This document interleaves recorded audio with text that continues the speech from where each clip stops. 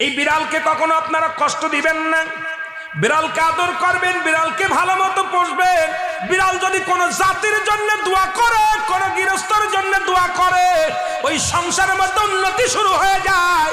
ওই সংসারের মধ্যে আর এক নাম্বার হলো, যে ঘরে বিড়াল থাকে সেই ঘরে জিন আসতে পারে না, জিন বাস করতে পারে না। আর একটা ঘোষণা শুনেন, নবীজি বলে গেছেন, যে ঘরের মধ্যে বিড়াল ছানা বাস করে ওই ঘরের মধ্যে জিন জাতি প্রবেশ করতে পারে না। তাহলে ছোট ছোট মাসুম বাচ্চাগুলো যে ঘরের মধ্যে থাকে, মুসলমান অনেক সময় জিনের আশ্রয় পড়ে যায়, অনেক সময় জিনে আসর করে, ওই ঘরের মধ্যে জিনে আসর করে।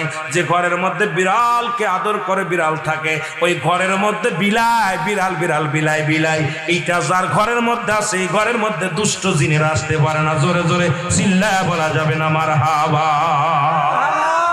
একবার নবী সুলাইমান আলাইহিস সালাম শুনতে পাইলেন, পাশের বাড়িতে একটা কুকুরকে কষ্ট দিয়ে বিষ